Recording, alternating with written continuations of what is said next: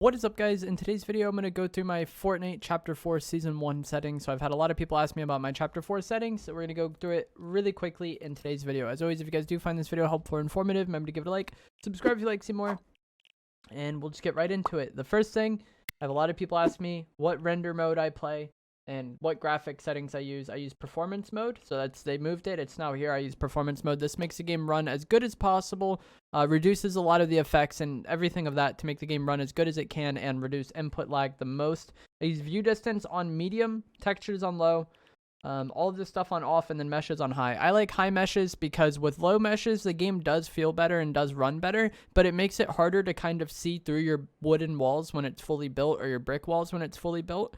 And that's why I use high meshes, and then that's also why I use medium view distance, because I don't know if they fixed it, but in the past there was a glitch where if you had high meshes and near view distance, you would just have low meshes even though you were on high meshes, so I use medium. And that's it for that. Toggle sprint I have on off. Auto open doors I have on. I used to use toggle sprint. I liked this setting a lot, but they messed it up towards the end of last season, and now I have to use hold to sprint. I'm not sure if they fixed it once again, but yeah, I used to use toggle sprint. Hold to jump I have on mantle.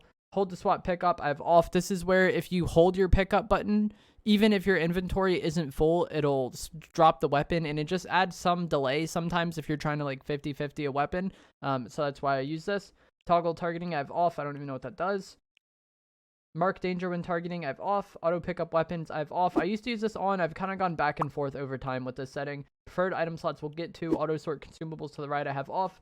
Reset building choice I have on. This just makes it to where when you close your blueprints, you'll always be on walls if you close and reopen them. Disable pre-edits I have on.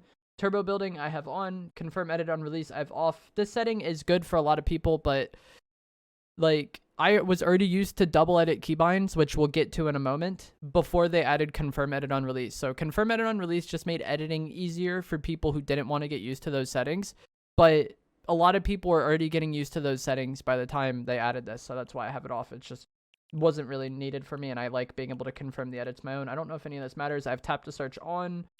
And then yeah, so now we'll get into the preferred item slots. I have shotgun 1, SMG 2. Those are the only two I really care about. I could go through and assign this all, but I don't like when it randomly moves things around in my inventory. The only thing I really care about is having shotgun 1 and SMG 2, because if I get those two weapons off spawn, I want them to be next to each other. And the reason why I use shotgun in slot 1, if you're a controller player, I would recommend it.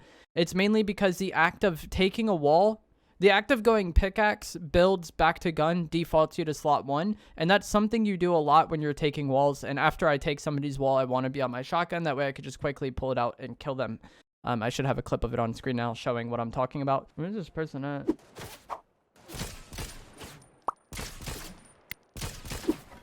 We hit him 90 blue.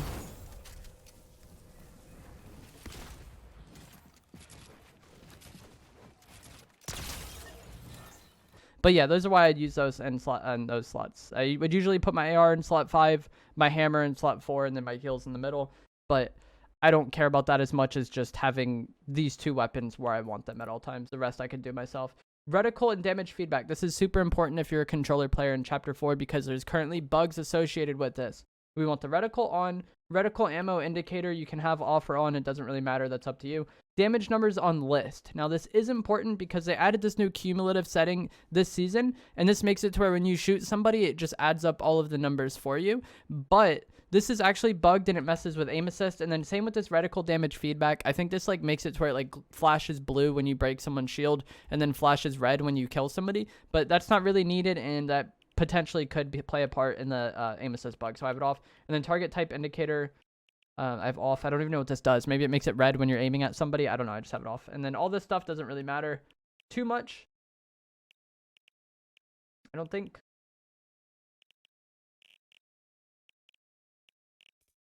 I don't use gyro controls. I have a lot of people comment about gyro controls, and I feel like anybody who uses gyro thinks very highly of it, but the reason I don't use it is because I don't know any top tier players that use it, to be honest. That is the main reason. If a lot of pros were switching to this, I would try it out, but I don't see top tier controller players in any game switching to gyro settings. And if this was truly that good, you would see a lot of the pros switching over. Like back in the day when they added the new controller settings and you could switch to linear, a lot of pros were switching to that right away because it was very good. But the fact that you don't see any top players switching to gyro, I feel like kind of goes to show that it really isn't that good.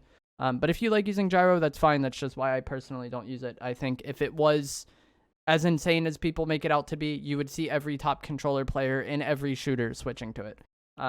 Controller auto run I have off. Build immediately. Builder pro I have on. This is super important. If this setting is turned off, and turn it back on.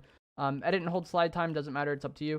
Reset cat. I don't use any of this stuff. Vibration I have off. I don't like vibration. I haven't used vibration in any game I've played in years. I feel like if you're playing a shooter and you're trying to accurately track people and control recoil, having the controller shake a bunch when you're doing that isn't ideal. Build mode I use 2.2. Edit I use 1.8. Use advanced options I have on 41, 41, 0%. All of this is 0%. You don't really want these boosts on, especially if you're a linear player. Some Expo players use the boost, like a small one, but I don't play Expo. And I don't like the boost because I want my game to feel as consistent as possible. ADS speed, we have 1212, and then ADS turning boost, we have 0.20. Even though I'm not using any boosts, I don't know if this is a placebo setting or not. I think Roadie Bros made a video about this a few months ago and said to turn this on 0.20, and it helps with, like, ADS, aim assist or whatever, and I don't know. I put it on, and I was frying people, and I haven't taken it off since. I'm not sure if it actually does anything, but yeah.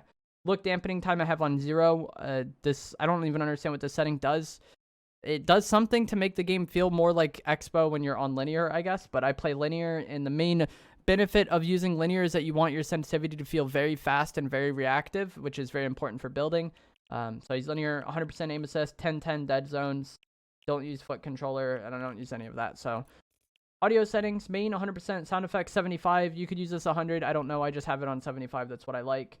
Sound quality high, 3D headphones, I have this off, I guess. I've never really messed with these settings. Don't use keyboard.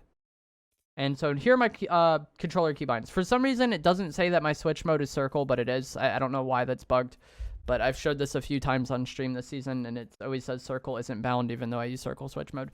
But I have very basic keybinds because I play claw. I have triangle edit, reload and interact on square, jump on X. I use sprint on the D-pad, but I use a paddle for that. I do use a custom aim controller. I am sponsored by aim. There will be a code down in the description down below, or a link. You can use my link and use my code. It is EvolveJake on their website. And for the month of December, you can get $90 off a custom controller.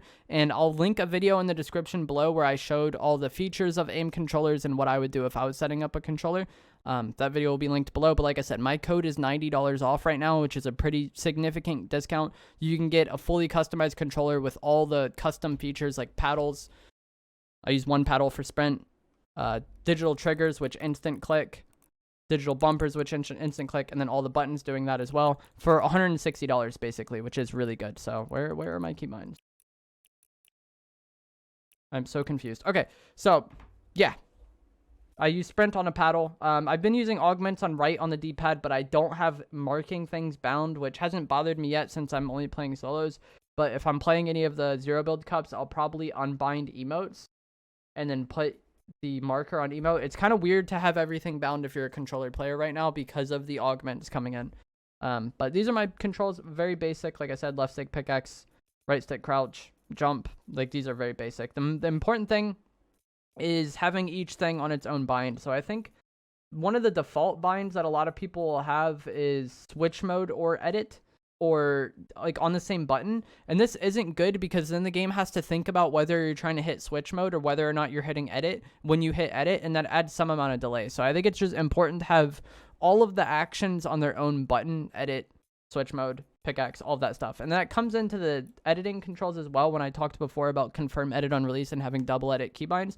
What that is having your edit button different than your confirm button, because I think by default your edit and your your edit and confirm button are the same, I think. Or maybe that isn't an option. But I think back in the day, the edit and the confirm button used to be the same, and you want to have them on two buttons, preferably on two different fingers. So like my right index finger hits edit, and my left index finger hits confirm edit, and that makes it to where you can chain edits much faster than if you were spamming the same button over and over again. But for editing, I use right trigger select, left trigger confirm, right stick reset.